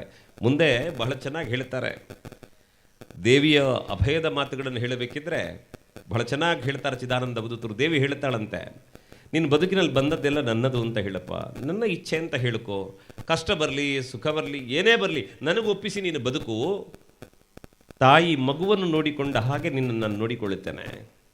ಯಾವತ್ತೂ ನನ್ನ ನೆನಪಿನೊಂದಿಗೆ ನೀನು ಬಂದರೆ ನನ್ನಲ್ಲಿರುವಂತಹ ದಿವ್ಯ ಸೌಂದರ್ಯವನ್ನು ನಿನ್ನ ಮುಖದಲ್ಲಿ ಕಾಣುವ ಹಾಗೆ ಮಾಡುತ್ತೇನೆ. ನಿನ್ನ ಬಾಯಿಯಲ್ಲಿ ಬರುವ ಮಾತುಗಳು ಅವು ನನ್ನ ಮಾತುಗಳಾಗುತ್ತವೆ, ಕ್ರಮೇಣ ನನ್ನನ್ನು ಒಪ್ಪಿಕೊಳ್ಳುತ್ತಾ ನೀನು ಬಂದರೆ ಮುಂದೊಂದು ದಿನ ನೀನು ನಾನಾಗಿ ಬಿಡ್ತೀಯ. ಒಂದು ವೇಳೆ ಒಳ್ಳೆಯ ಕೆಲಸಕ್ಕೆ ಅಂತ ಹೊರಟಾಗ ನಿನಗೆ ಶತ್ರುಗಳು ಹುಟ್ಟಿಕೊಳ್ತಾರೆ. ನಿನಗೆ ಶತ್ರುಗಳಿದ್ದಾರೆ ಅನ್ನೋ ಕಾರಣಕ್ಕೆ ಭಯ ಬೇಡ. ನಿನಗೆ ಗೊತ್ತಿಲ್ಲದ ಹಾಗೆ ನಿನ್ನ ಹಿಂದೆ ಖಡ್ಗ ಹಿಡ್ಕೊಂಡು ನಾನೇ ಸುತ್ತಾ ಇರ್ತೇನೆ. ಯಾವ ಭಯವೂ ಬೇಡ. ನಿನಗೆ ನೋವಾದರೆ ಹೇಳು, ನಿನ್ನ ಜೊತೆ ನಾನು ನಿಲ್ತೇನೆ. ನನ್ನನ್ನು ಗಾಢವಾಗಿ ಪ್ರೀತಿಸಿದರೆ ನಿನ್ನ ಚಾಕರಿಯೊಳಗಾಗಿ ನಿನ್ನ ಸೇವೆ ಮಾಡುತ್ತೇನೆ ಅಂತ ದೇವಿ ನಂಬಿದ ಭಕ್ತರಿಗೆ ಅಭಯವನ್ನು ಕೊಡುತ್ತಾಳಂತೆ. ಈ ಮಾತನ್ನು ಇಲ್ಲಿ ಉಲ್ಲೇಖ ಮಾಡಲಿಕ್ಕೆ ಕಾರಣ ಏನು ಅಂತಂದರೆ, ದುರ್ಗಾ ಪರಮೇಶ್ವರಿ ಹೆಸರಿನಲ್ಲಿ ಸಂಸ್ಥೆಯನ್ನು ಕಟ್ಟಿದ್ರಿ. ಈಗಲೇ ಮಾತಾಡ್ತಾ ಹೇಳಿದ್ರು, ನಾನು ಬೆಳಿಗ್ಗೆ ದೇವರು ನನ್ನನ್ನು ಕ್ಷಮಿಸ್ತಾರೆ, ಪೂಜೆಗೆ ಬರಲಿಕ್ಕೆ ಆಗಲಿಲ್ಲ, ನಾನು ಸಮಾಜದ ಕಾರ್ಯಕ್ಕೆ ಹೋಗಿದ್ದೇನೆ. ಇಷ್ಟೇ, ಬದುಕಿರುವುದು ಇಷ್ಟೇ. ಯಾಕೆ ಅಂತ ಕೇಳಿದರೆ, ಸಮಾಜಕ್ಕೂ ಸರ್ವೇಶ್ವರನಿಗೂ ವ್ಯತ್ಯಾಸ ಇಲ್ಲ ಅನ್ನುವ ಭಾವದಿಂದ ಸುಂದರ ಸಮಾಜದ ನಿರ್ಮಾಣದ ಕನಸಿನೊಂದಿಗೆ ಸಾಗುವುದು ಕೂಡ ಅದು ಭಗವಂತನ ಪೂಜೆಯೇ ಆಗುತ್ತದೆ. ಯಾಕೆ ಅಂತಂದರೆ, ಯಾವುದೇ ಪ್ರಯತ್ನದ ಫಲ ಒಳ್ಳೆಯದಾಗುತ್ತದೆ ಅಂತಾದರೆ ಅದು ದೇವರ ಪೂಜೆ ಅಂತ ನಂಬಿದ ಪರಂಪರೆ ನಮ್ಮದು. ಹಾಗಾಗಿ ನಮ್ಮಲ್ಲಿ ದೇವರಿಗೆ ನೈವೇದ್ಯ ಇಟ್ಟರೆ ಎಷ್ಟು ಪುಣ್ಯವೋ, ಹಸಿದವನಿಗೆ ಅನ್ನ ಕೊಟ್ಟರೆ ಅಷ್ಟೇ ಪುಣ್ಯ ಉಂಟು ನಮ್ಮಲ್ಲಿ. ಎಷ್ಟು ಒಳ್ಳೆಯ ಮಾತಿದೆ ಗೊತ್ತಾ? ಅನ್ನದೋ ಜಲದಶ್ಚೈವ ಆತುರಸ್ಯ ಚಿಕಿತ್ಸಕಃ ತ್ರಯಸ್ಥೇ ಸ್ವರ್ಗಮಾಜಾಂತಿ ವಿನಾಜುಜ್ಯೇನ ಭಾರತ. ಹಸಿದವನಿಗೆ ಅನ್ನ, ಬಾಯಾರಿದವನಿಗೆ ನೀರು, ರೋಗಕ್ಕೆ ತುತ್ತಾದವನಿಗೆ ಪ್ರೀತಿಯಿಂದ ಚಿಕಿತ್ಸೆ ಕೊಡುವ ಕರ್ತವ್ಯವನ್ನು ಯಾರು ಮಾಡುತ್ತಾರೆ ಅಂಥವರು ಸ್ವರ್ಗ ಪಡೆಯುವುದಕ್ಕೆ ಯಜ್ಞ ಮಾಡಬೇಕು ಅಂತಿಲ್ಲ. ಆ ಪುಣ್ಯ ಕಾರ್ಯಗಳಿಗೆ ಅವರಿಗೆ ಒಳಿತನ್ನು ಕೊಡುತ್ತವಂತೆ. ಆದ್ದರಿಂದ ಇಂತಹ ಒಳ್ಳೆಯ ಆಶಯದಿಂದ ಸಾಗುತ್ತಾ ಬಂದಿರುವಂತಹ ನಾವು ನಮ್ಮ ನೆಲದ ನಮ್ಮ ಪರಂಪರೆಯ ಬಗ್ಗೆ ಒಂದೆರಡು ನಿಮಿಷಗಳ ಕಾಲ ಯೋಚನೆ ಮಾಡುತ್ತಾ ಆ ದಾರಿಯನ್ನು ಅನುಸರಿಸುವುದಕ್ಕೆ ಪ್ರಯತ್ನ ಪಡೋಣ ಅನ್ನುವಂತಹ ಆಶಯದಿಂದ 4 ಮಾತುಗಳನ್ನು ನಿಮ್ಮ ಮುಂದೆ ಆಡಬೇಕು. ನನಗೆ ಬಂದ ಖುಷಿ ಅನ್ನಿಸಿದ್ದಿಲ್ಲ. ಪುಟ್ಟ ಪುಟ್ಟ ಹುಡುಗರೇ ಹೆಗಲ ಮೇಲೆ ಕೇಸರಿ ಶಾಲೆ ಹಾಕ್ಕೊಂಡು ಕೂತಿದ್ದಾರೆ. ಬೇಕಿದ್ದದ್ದೇ. ಇಲ್ಲದೇ ಇದ್ರೆ ಈ ಮಳೆಗೆ ಅಲ್ಲೆಲ್ಲೋ ಮನೆಯಲ್ಲಿ ಕೂತ್ಕೊಂಡು ಟಿ ವಿ ನೋಡಬೇಕಿಂತ, ಮೊಬೈಲ್ ಇಟ್ಕೊಂಡು ಆಡಬೇಕಿದ್ದ ಮಕ್ಕಳು ಬಂದು ಈ ಜಾಗದಲ್ಲಿ ಕೂತಿದ್ದಾರಲ್ಲ, ಇದರ ಅರ್ಥ ಏನು ಅಂದರೆ ಈ ನೆಲಕ್ಕೊಂದು ಒಳ್ಳೆಯ ಭವಿಷ್ಯ ಉಂಟು ಅಂತ ಅರ್ಥ ಅಷ್ಟೇ, ಬೇರೇನಿಲ್ಲ. ಹಾಗಾಗಿ ಅಂತಹ ಮಕ್ಕಳನ್ನು ಜೊತೆಗಿಟ್ಟು ಸಾಗುವ ನಮಗೆ ಮುಖ್ಯವಾಗಿ ಅರ್ಥ ಆಗಬೇಕಾದ್ದು ಏನು ಅಂತಂದರೆ, ಮಕ್ಕಳು ನಾವು ಏನನ್ನು ಹೇಳುತ್ತೇವೋ ಅದನ್ನು ಮಾಡುವುದಕ್ಕಿಂತ ಹೆಚ್ಚು ನಾವು ಏನು ಮಾಡುತ್ತೇವೋ ಅದನ್ನು ಮಾಡ್ತಾರೆ. ಹಾಗಾಗಿ ಇಂತಹ ಸಂಘಟನೆಗಳು, ಇಂತಹ ಕಾರ್ಯಕ್ರಮಗಳು ನಮ್ಮಲ್ಲಿ ಆತ್ಮಜಾಗೃತಿಯ ಕಾರ್ಯಕ್ರಮಗಳನ್ನ ಮಾಡುತ್ತಾ ಬರಬೇಕಾಗ್ತದೆ. ಆ ನೆಲೆಯಿಂದ 2 ಮಾತುಗಳನ್ನು ನಿಮ್ಮ ಮುಂದೆ ಹೇಳುವುದಕ್ಕೆ ಇಷ್ಟಪಡುತ್ತೇನೆ. ನಮ್ಮಲ್ಲಿ ಭಾರತ ಅಂದರೆ ಏನರ್ಥ ಅಂತ ಒಂದು ಶಾಲೆಯಲ್ಲಿ ಕೇಳಿದ್ದೆ ನಾನು. ಆಗ ಪುಟ್ಟ ಹುಡುಗಿಯೊಬ್ಬಳು ವೇದಿಕೆ ಮೇಲೆ ಬಂದು ಹೇಳುತ್ತಾಳೆ, ಭಾರತ ಅಂದರೆ ಭಾವರಾಗ ತಾಳ ಅಂತ. ಹೌದು, ಭಾವರಾಗ ತಾಳ ಮೇಳೈಸಿದರೆ ಸಂಗೀತ ಆಗ್ತದೆ. ಇಡೀ ಜಗತ್ತಿನಲ್ಲಿ ಒಬ್ಬ ಮನುಷ್ಯನ ಬದುಕನ್ನು, ಪ್ರಕೃತಿಯ ಸೊಬಗನ್ನು ಸಂಗೀತವಾಗಿ ಕಾಣುವುದಕ್ಕೆ ಸಾಧ್ಯವಾಗುವುದಾದರೆ ಇಡೀ ಜಗತ್ತಿನಲ್ಲಿ ಅದು ಭಾರತದಲ್ಲಿ ಮಾತ್ರ ಸಾಧ್ಯ ಆಗುವುದು, ಬೇರೆ ಜಗತ್ತಲ್ಲಿ ಸಾಧ್ಯ ಇಲ್ಲ ಅದು. ಹೀಗೆ ಮಕ್ಕಳ ಜೊತೆ ಮಾತಾಡ್ತಾ ಒಂದು ದಿವಸ ಗೋಶಾಲೆಗೆ ಹೋಗಿದ್ದೆ ಕಾರ್ಯಕ್ರಮಕ್ಕೆ. ಒಂದಷ್ಟು ಜನ ತಾಯಂದ್ರು ಸೇರಿದ್ದಾರೆ, ಏನು ತುಂಬ ಕಲ್ತವರೆಲ್ಲ ಪಾಪ ಅವರು. ಅವ್ರ ಹತ್ರ ಹೋಗಿ ಕೇಳಿದೆ, ಅಮ್ಮ ಭಾರತ ಅಂದರೆ ಏನು ಅಂತ. ಆಗ ವಯಸ್ಸಾದ ಒಬ್ಬ ತಾಯಿ ಎದ್ದು ನಿಂತು ಹೇಳ್ತಾರೆ, ಭಾರತ ಅಂದರೆ ಸರ್ ಅಲ್ಲಿ ಭಾರ ಮತ್ತೆ ತಾ ಅಂತ ಅಕ್ಷರ ಇದೆ, ನಮ್ಮ ಭಾರವನ್ನು ತಾಳುವವಳು ಭಾರತ ಅಂತಂದ್ರು. ಸತ್ಯವೋ ಸುಳ್ಳೋ ಬೇರೆ, ಆದರೆ ಅದರಲ್ಲೂ ವಾಸ್ತವ ಇದೆ ಏನು ಅಂತಂದ್ರೆ ಕೇಳಿದರೆ, ನಾವು ಹುಟ್ಟುವಲ್ಲಿವರೆಗೆ ನಮ್ಮ ಭಾರವನ್ನು ತಾಳಿದವಳು ನಮ್ಮಮ್ಮ, ಹುಟ್ಟಿದ ಆ ಬಳಿಕ ನಮ್ಮ ಜೀವನ ಪೂರ್ತಿ ನಮ್ಮನ್ನು ಭಾರವನ್ನು ತಾಳಿದವಳು ಈ ಭೂಮಿ ತಾಯಿ. ಆದ್ದರಿಂದ ಭಾರತ ಅಂದರೆ ನಮ್ಮಮ್ಮ ಅಂತ ಅವರೊಂದು ಮಾತನಾಡಿದರು. ಇದನ್ನು ಮೀರಿ ಒಂದು ಸತ್ಯವನ್ನು ಇವತ್ತು ಅರ್ಥ ಮಾಡಿಕೊಳ್ಳಬೇಕು ಬಂಧುಗಳೇ. ಮಹಾಭಾರತದ ಬಗ್ಗೆ ಹೇಳಬೇಕಿದ್ರೆ ಭಾರತ ಅನ್ನುವ ಶಬ್ದಕ್ಕೇನರ್ಥ ಅಂತ ಹೇಳ್ತಾರೆ. ಭಾತಿ ಸರ್ವೇಷು ವೇದೇಶು ರತಿ ಸರ್ವೇಷು ಜಂತುಷು ತರಣಂ ಸರ್ವತೀರ್ಥಾನಾಂ ತೇನ ಭಾರತ ಮುಚ್ಚತೆ. ಅಲ್ಲ, ನಮಗೆಲ್ಲ ಕೇಳ್ತಾರೆ, ನೀವು ಧಾರ್ಮಿಕ ಕಾರ್ಯಕ್ರಮಕ್ಕೆ ಹೋದರೆ ದೇವಸ್ಥಾನದ ಬ್ರಹ್ಮದ ಕಲಶದಲ್ಲಿ ನಿಂತ್ಕೊಂಡು ಭಾರತದ ಬಗ್ಗೆ ಯಾಕೆ ಮಾತಾಡ್ತೀರಿ ಅಂತ. ಹೌದು, ಎಲ್ಲಿ ಈಶಭಕ್ತಿ ಇದೆಯೋ ಅಲ್ಲಿ ದೇಶಭಕ್ತಿ ಇರಬೇಕು, ಎಲ್ಲಿ ದೇಶಭಕ್ತಿ ಇದೆಯೋ ಅಲ್ಲಿ ಈಶಭಕ್ತಿ ಇರಬೇಕು. ಅದು 2 ಜೊತೆಯಾಗಿದ್ದಾಗ ಮಾತ್ರ ಅದಕ್ಕೊಂದು ಅರ್ಥ ಇರುತ್ತದೆ. ಮಾತ್ರ ಅಲ್ಲ, ದೇಶದ ಬಗ್ಗೆ ಯಾಕೆ ಮಾತಾಡಬೇಕು ಅಂತಂದರೆ, ಯಾರಿಗೆ ಇತಿಹಾಸದ ಪ್ರಜ್ಞೆ ಇದೆಯೋ ಅವರು ಮಾತ್ರ ಸುಂದರ ಭವಿಷ್ಯವನ್ನು ಕಟ್ಟುವುದಕ್ಕೆ ಸಾಧ್ಯ ಆಗ್ತದೆ. ಅದಕ್ಕೆ ನಮ್ಮಲ್ಲಿ ಹಿರಿಯರು ಈಗೆಲ್ಲ ಕಾಲ ಜಾರ್ತಾ ಬಂತು. ಇಲ್ಲದಿದ್ದರೆ ಪ್ರತಿಯೊಬ್ಬನಿ ಮಗುವನ್ನು ಕೇಳ್ತಿದ್ರು, ಮಗ ಅಪ್ಪ ಎಲ್ಲಿದ್ದಾರೆ ಇಂತಲ್ಲಿ. ಸ್ವಲ್ಪ ದೊಡ್ಡ ಮಗ ಆದರೆ ಹೇಳ್ತಿದ್ರು ಅವನಿಗೆ, ಮಗ ನಿಮ್ಮ ಅಜ್ಜ ಹೀಗಿದ್ರು ಮಗ, ನೀವೆಲ್ಲ ಹಾಗೆ ಅಜ್ಜನ ಹಾಗಿರಬೇಕು ಅಂತಿದ್ರು. ಅಪ್ಪ ಎಲ್ಲ ದುಶ್ಚಟಕ್ಕೊಳಗಾದವನಾದರೆ ಮಗನ ಪಕ್ಕ ಕರೆದು ಹೇಳ್ತಿದ್ರು, ಮಗ ನಿಮ್ಮ ಅಜ್ಜ ಚೆನ್ನಾಗಿದ್ರು, ಅಪ್ಪ ಸ್ವಲ್ಪ ತಪ್ಪು ಕೆಲಸ ಮಾಡ್ತಾರೆ, ನೀನು ಅಪ್ಪನ ಹಾಗಾಗಬಾರ್ದು, ನೀನು ಅಜ್ಜನ ಹಾಗಾಗು ಅಂತಿದ್ರು. ಅಜ್ಜ ಎಡವಟ್ಟು ಮಾಡಿದ್ರೆ ನಿಮ್ಮ ಅಜ್ಜನ ಕತೆ ತುಂಬ ಇದೆ ಮಗ, ಅದೆಲ್ಲ ಬೇಡ, ನೀನು ಅಪ್ಪನ ಹಾಗಾಗಬೇಕು ಅಂತಿದ್ರು. ಯಾಕೆ ಅಂದರೆ ಇತಿಹಾಸ ಏನಾಗಿದೆಯೋ ಅದನ್ನು ಭವಿಷ್ಯತ್ತಿಗೆ ಹೇಳುವ ಕಾರ್ಯಕ್ರಮಗಳು ಇವತ್ತು ನಡೆಯಬೇಕಾಗಿದೆ. ಹಾಗಾಗಿ ಭಾರತದ ಬಗ್ಗೆ ಯಾಕೆ ಯೋಚನೆ ಮಾಡಬೇಕು ಅಂತಂದರೆ, ಭಾರತವನ್ನು ದೇವಭೂಮಿ ಅಂತ ಕರೆದರು, ಕರ್ಮಭೂಮಿ ಅಂತ ಕರೆದರು, ಪುಣ್ಯಭೂಮಿ ಅಂತ ಕರೆದರು. ನಮ್ಮ ಭಾರತದ ಯೋಗ್ಯತೆ ಏನು ಅಂತಂದರೆ, ನಮಗೆ ದೇವರನ್ನು ಪೂಜೆ ಮಾಡಲಿಕ್ಕೆ ಇಂಥದ್ದೇ ಒಂದು ಜಾಗ ಬೇಕು ಅಂತಿಲ್ಲ, ಎಲ್ಲವೂ ದೇವರೇ ನಮ್ಮ ಪಾಲಿಗೆ. ಬೀಸುವ ಗಾಳಿ, ಹರಿಯುವ ನೀರು, ಬೆಳೆದು ನಿಂತ ಮರ, ಕಾಣುವ ಗುಡ್ಡ, ತಾನೇ ಹೆತ್ತ ಮಗು, ಜನ್ಮ ಕೊಟ್ಟ ತಾಯಿ, ವಿದ್ಯೆ ಕಲಿಸಿದ ಗುರುಗಳು, ಮನೆಗೆ ಬಂದ ಬಂಧುಗಳು, ಎಲ್ಲರನ್ನು ದೇವರು ದೇವರು ದೇವರು ಅಂತ ನೋಡ್ತಾ ಬಂದ ಪರಂಪರೆ. ಹಾಗಾಗಿ ಒಳ್ಳೆಯ ಬದುಕನ್ನು ಕಟ್ಟಿಕೊಳ್ಳುವುದಕ್ಕೆ ಇನ್ನೊಂದು ಕಡೆ ಹುಡುಕಾಡಬೇಕಾದದ್ದಿಲ್ಲ ನಮಗೆ. ನಿನ್ನೆ ರಾತ್ರಿ ಕಾರ್ಕಳದ ಪಕ್ಕ ನೆಲ್ಲಿನ ಕಾರಿನಲ್ಲಿ ಒಂದು ದೊಡ್ಡ ಮಟ್ಟದ ದೈವದ ನೇಮೋತ್ಸವ ಇತ್ತು. 48 ವರ್ಷಗಳ ಬಳಿಕ ನಡೀತಾ ಇದ್ದದ್ದು. ನಿನ್ನೆ ಹೋಗಿದ್ದೆವು ಕಾರ್ಯಕ್ರಮಕ್ಕೆ. ಹೋಗಿ ವಾಪಸ್ 1 ಗಂಟೆಗೆ ರಾತ್ರಿ ಬರಬೇಕಿದ್ರೆ ಹಿರಿಯಡಕದ ಹತ್ರ ಒಂದು ಭಜನೆ ಕಟ್ಟೆಯಲ್ಲಿ ಭಜನೆ ನಡೀತಾ ಇದೆ. ಹೋಗಿ ಅವರ ಹತ್ರ ಕೇಳಿದರೆ ಹೇಳ್ತಾರೆ, ಇದು ನಮ್ಮದು 58ನೇ ವರ್ಷದ ಭಜನೆ ಅಂತೆ. ಸೂರ್ಯೋದಯದಿಂದ ಮರುದಿನ ಸೂರ್ಯೋದಯದವರೆಗೆ ಅಲ್ಲಿ ಭಜನೆ, ಬೇರೆ ಬೇರೆ ಭಜನಾ ಮಂಡಳಿಯವರು ಬಂದು. ಆದರೆ ಅಲ್ಲಿ ಭಜನಾ ಮಂದಿರ ಇಲ್ಲ, ಇರುವುದು ಕೇವಲ ಒಂದು ಅಶ್ವತ್ಥದ ಕಟ್ಟೆ. ಆ ಅಶ್ವತ್ಥ ಕಟ್ಟೆಯಲ್ಲಿ ಇರುವುದು ಒಂದು ರಾಮನ ಫೋಟೋ, ಆ ದಿವಸಕ್ಕೆ ಇಡುವುದವರು. ಆ ಭಜನೆಯ ಕಟ್ಟೆಯ ಪಕ್ಕದಲ್ಲಿ ರಾಮನ ಫೋಟೋವೊಂದನ್ನಿಟ್ಟುಕೊಂಡು 58 ವರ್ಷಗಳಿಂದ ನಾಮನ ಸಂಕೀರ್ತನೆ ಮಾಡಿಕೊಂಡು ಬಂದ್ರಲ್ಲ ಭಾರತೀಯರು. ಎಂಥ ಹೃದಯ ವೈಶಾಲ್ಯ ಉಳ್ಳವರು ಅಂದರೆ, ದೇವರನ್ನು ಕಾಣುವುದಕ್ಕೆ ಅವರಿಗೊಂದು ಮರ ಸಾಕಾಗುತ್ತದೆ, ಒಂದು ಕಟ್ಟೆ ಸಾಕಾಗುತ್ತೆ, ಒಂದು ಫೋಟೋ ಸಾಕಲ್ಲ. ಅದಕ್ಕಿಂತ ತಮಾಷೆ ಏನು ಅಂತಂದರೆ, ಅಲ್ಲಿಂದ ಸ್ವಲ್ಪ ಮುಂದೆ ಬಂದರೆ ಅಲ್ಲಿ ಗುಡ್ಡೆ ಅಂಗಡಿ ಅಂತ ಒಂದು ಊರಿದೆ. ಅಲ್ಲಿ ಬಸ್ ಸ್ಟ್ಯಾಂಡ್, ರಿಕ್ಷಾ ಸ್ಟ್ಯಾಂಡ್ ಇದೆ. ಅದರ ಪಕ್ಕದಲ್ಲಿ ದೊಡ್ಡ ಅಶ್ವತ್ಥ ಮರ. ಆ ಅಶ್ವತ್ಥ ಮರಕ್ಕೊಂದು ಕಟ್ಟೆ ಕಟ್ಟಿದ್ದಾರೆ. ಅಲ್ಲಿರುವ ಆಟೋ ಡ್ರೈವರ್ಗಳೇನು ಮಾಡ್ತಿದ್ರು ಅಂತಂದರೆ, ಅಶ್ವತ್ಥ ಕಟ್ಟೆ ಕೈ ಮುಗಿತಾ ಇದ್ದವರು ಕ್ರಮೇಣ ಒಂದು ದುರ್ಗೆಯ ಫೋಟೋ ಇಟ್ಟರು ಮರದ ಬುಡದಲ್ಲಿ. ಹೀಗೆ ನೋಡ್ತಾ ನೋಡ್ತಾ ಇರಬೇಕಿದ್ರೆ ಒಂದು ದಿವಸ ನೋಡಿದರೆ ಒಂದು ಕಲ್ಲಿನ ಪೀಠ ಮಾಡಿದ್ದಾರೆ. ಆ ಪೀಠದಲ್ಲಿ ದುರ್ಗೆಯ ಫೋಟೋವನ್ನು ಇಟ್ಟಿದ್ದಾರೆ. ದುರ್ಗೆಯ ಫೋಟೋವನ್ನಿಟ್ಟು ದಿನ ಬೆಳಗಾದರೆ ಅದಕ್ಕೆ ಹೂವಿಟ್ಟು ಅಲಂಕಾರ ಮಾಡಿ ದೀಪ ಹಚ್ಚಿ, ಮುಸ್ಸಂಜೆಯ ಹೊತ್ತು ತನ್ನ ಮನೆಯಂಗಳದಲ್ಲಿ ತುಳಸಿಗೆ ದೀಪ ಇಟ್ಟ ಹಾಗೆ ಆ ಅಶ್ವತ್ಥ ಕಟ್ಟೆಯಲ್ಲಿ ದೀಪ ಇಡ್ತಾರೆ. ಚಂದ ಚಂದದ ಹೂಕುಂಡಗಳನ್ನು ಇಟ್ಟುಕೊಂಡು ಕಟ್ಟೆಯನ್ನು ಅಲಂಕಾರ ಮಾಡಿದ್ದಾರೆ. ಇವತ್ತಿಗೆ ಬಹುಶಃ ಒಬ್ಬ ಮನುಷ್ಯ ಹೌದು ಅಂತಾದರೆ ಯಾವ ಕಾರಣಕ್ಕೂ ಆ ಕಟ್ಟೆಯನ್ನು ಮುಟ್ಟುವ ಮನಸ್ಸು ಬರಲಿಕ್ಕಿಲ್ಲ. ಒಂದು ಅಶ್ವತ್ಥ ಕಟ್ಟೆಯನ್ನು ಭವ್ಯ ದೇಗುಲದಂತೆ ಕಟ್ಟಿದವರು ಆಟೋ ಡ್ರೈವರ್ಗಳು ಈ ಸಮಾಜದಲ್ಲಿ. ಅಂದರೆ ನಮಗೆ ದೇವರನ್ನು ಕಾಣುವುದಕ್ಕೆ ಬೇರೆ ಬೇರೆ ಮಾಧ್ಯಮಗಳು ಈ ಪ್ರಪಂಚದಲ್ಲಿದ್ದಾವೆ. ಆದ್ದರಿಂದ ಪ್ರಕೃತಿಯಲ್ಲಿ, ಮನುಷ್ಯರಲ್ಲಿ, ಪ್ರಾಣಿ ಸಂಕುಲದಲ್ಲಿ ದೇವರನ್ನು ಕಂಡಂತಹ ಭವ್ಯ ಪರಂಪರೆ. ಅಂತಹ ನೆಲದಲ್ಲಿ ನಿಂತು ನಮ್ಮನ್ನು ನಾವು ಪ್ರಶ್ನಿಸಿಕೊಳ್ಳಬೇಕಾದ, ನಮ್ಮನ್ನು ನಾವು ಪ್ರಶ್ನೆ ಮಾಡಿಕೊಳ್ಳಬೇಕಾದ ಸ್ಥಿತಿಗೆ ಬಂದು ನಿಂತಿದ್ದೇವೆ. ಇವತ್ತಿಲ್ಲಿ ನೆನಪಿಸಿಕೊಳ್ಳಬೇಕಾದ್ದು, ಭಾರತ ಅಂದಾಗ ಹಿಂದೂ ರಾಷ್ಟ್ರ. ಹಿಂದೂ ರಾಷ್ಟ್ರ ಅಂದರೆ ಮೂರ್ಖರ ರಾಷ್ಟ್ರ, ಅದು ಅವಿದ್ಯಾವಂತರ ದೇಶ, ಹಾವಾಡಿಗರ ದೇಶ, ಹೀಗೆ ತುಂಬ ಜನ ಮಾತನಾಡಿದ್ದಾರೆ. ಆದರೆ ಇವತ್ತು ಅರ್ಥ ಆಗ್ತಾ ಇದೆ ಜನಕ್ಕೆ, ಯುದ್ಧ ಏನಾದರೂ ಸಂಧಾನ ಮಾಡಬೇಕಿದ್ರೆ ಮಾತಾಡಲಿಕ್ಕೆ ಭಾರತ ಬಂದರೆ ಮಾತ್ರ ಆದೀತು, ಬೇರೆ ಯಾರು ಬಂದರೂ ನಾವು ಕೇಳೋದಿಲ್ಲ ಅಂತ ಹೇಳುವ ಹಂತಕ್ಕೆ ಬಂತಲ್ಲ. ಆದರೆ ಏನು ಮಾಡೋಣ ಹೇಳಿ, ಈ ಸತ್ಯ ತಿಳಿದು ಕೂಡ ಒಪ್ಪಲಾಗದಂತಹ ದುರದೃಷ್ಟವುಳ್ಳ ಮಂದಿ ಇವತ್ತಿಗೂ ಇದ್ದಾರೆ ಸಮಾಜದಲ್ಲಿ. ಅದನ್ನೆಲ್ಲ ನಾವು ಅರ್ಥ ಮಾಡಿಕೊಳ್ಳಬೇಕಾದ್ದು. ಇವತ್ತು ಒಂದು ಭಾರತ ಹೇಗೆ ಬೆಳೆದು ನಿಂತಿದೆ ನಮ್ಮ ದೇಶ, ಅದು ಅಧ್ಯಾತ್ಮ ಪರಂಪರೆಗಿರಬಹುದು ಅಥವಾ ರಾಷ್ಟ್ರೀಯ ಚಿಂತನೆಗಳ ಮೂಲಕ ರಾಜಕೀಯ ಕ್ಷೇತ್ರದಲ್ಲಿ ಸ್ವಾಭಿಮಾನದಿಂದ ಬೆಳೆದು ನಿಂತಹ ಕಥೆಯನ್ನು ಯೋಚನೆ ಮಾಡಿದ್ರೆ ನಮಗೆ ರೋಮಾಂಚನ ಅಂತ ಅನ್ನಿಸ್ತದೆ. 1000 ಕಥೆಗಳನ್ನು ಯಾಕೆ ಹೇಳಬೇಕು ನಾನು? ಆವತ್ತು ಯುದ್ಧ ನಡೆದು ಇನ್ನೇನು ಉಕ್ರೇನ್ ಯುದ್ಧದ ಸಂದರ್ಭದಲ್ಲಿ ಯಾರಿಗೂ ಬದುಕಲಿಕ್ಕೆ ಬಿಡುವುದಿಲ್ಲ, ಕೊಂದೇ ಬಿಡ್ತಾರೆ ಅನ್ನುವ ಸ್ಥಿತಿಯಲ್ಲಿ ಭಾರತದ ರಾಷ್ಟ್ರಧ್ವಜ ತೋರಿಸಿದವ್ರನ್ನೆಲ್ಲ ಬದುಕಲಿಕ್ಕೆ ಬಿಟ್ರಂತೆ. ಆವತ್ತು ಇದೇ ಭಾರತವನ್ನು ಬೈತಾ ಇದ್ದವರು ಪಕ್ಕದಲ್ಲಿ ಬಂದು ಕೇಳ್ತಿದ್ರಂತೆ, ನಿಮ್ದು ರಾಷ್ಟ್ರಧ್ವಜ ಇದ್ರೆ ಕೊಡ್ತೀರಾ, ಬಾವುಟ ಇದ್ರೆ ಕೊಡ್ತೀರಾ? ಹಾಗಾದ್ರೆ ಈ ಭಾರತವನ್ನು ಬೈಯಬಲ್ಲವನು, ಭಾರತಕ್ಕೆ ದ್ರೋಹ ಮಾಡುವವನಿಗೂ ಕೂಡ ಬದುಕನ್ನು ಕೊಡಬಲ್ಲಂತಹ ಸಾಮರ್ಥ್ಯ ಒಂದು ರಾಷ್ಟ್ರದ ಧ್ವಜಕ್ಕೆ ಉಂಟು ಅಂತಾದರೆ ಭಾರತದ ಯೋಗ್ಯತೆ ಎಷ್ಟು ದೊಡ್ಡದು ಅಂತ ನಮಗನ್ನಿಸಬೇಕಲ್ಲ. ಇದನ್ನು ಸಂಭ್ರಮಿಸ್ತಾ ನಮ್ಮ ಬದುಕನ್ನು ಕಟ್ಟಬೇಕಾದ್ದು.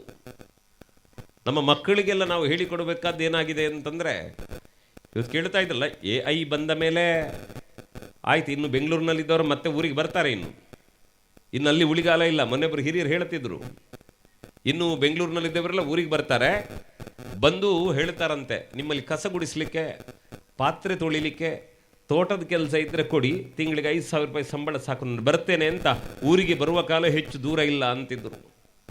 ಆದರೆ ನಾವು ಯೋಚನೆ ಮಾಡಬೇಕಾದ್ದು ನಮ್ಮ ಮಕ್ಕಳು ಏನಾಗಬೇಕು ಅಂತ ಯೋಚನೆ ಮಾಡುವ ಮೊದಲು ಅವರು ಮನುಷ್ಯರಾಗಬೇಕು ಅಂತ ಗೊತ್ತಿರಬೇಕು. ಅದಕ್ಕಿಂತ ಮಿಗಿಲು ನನ್ನ ಮನೆಯ ಮಗು ಅಂತಂದರೆ ಕೇವಲ ನನಗೆ ಸೀಮಿತ ಅನ್ನುವ ಭಾವನೆ ಬೇಡ. ವಿಶಾಲ ಮನಸ್ಸಿಂದ ತಿಳ್ಕೊಳ್ಳಬೇಕು. ಯಾಕೆ ಅಂದರೆ ನಾನು ವಿದ್ಯಾರ್ಥಿಗಳ ಜೊತೆ ಮಾತಾಡುವಾಗ ಯಾವತ್ತೂ ಪೋಷಕರಿಗೆ ಒಂದು ಮಾತು ಹೇಳುತ್ತಾ ಇದ್ದೆ. ಇವತ್ತು ನಾವು ಆಟ ಆಡಿಸುವ ಮಗುವನ್ನು ನೀವು ಸಮಾಜದಲ್ಲಿ ಕೇಳಿ, ನಮ್ಮಲ್ಲೊಂದು ಮಾತು ಉಂಟಲ್ಲ, ನಗುವ ಮಗುವಿಗೆ 10 ತಾಯಿಯಂದಿರಾದರೆ ಅಳುವ ಮಗುವಿಗೆ ಒಬ್ಬಳೇ ತಾಯಿ ಅಂತ.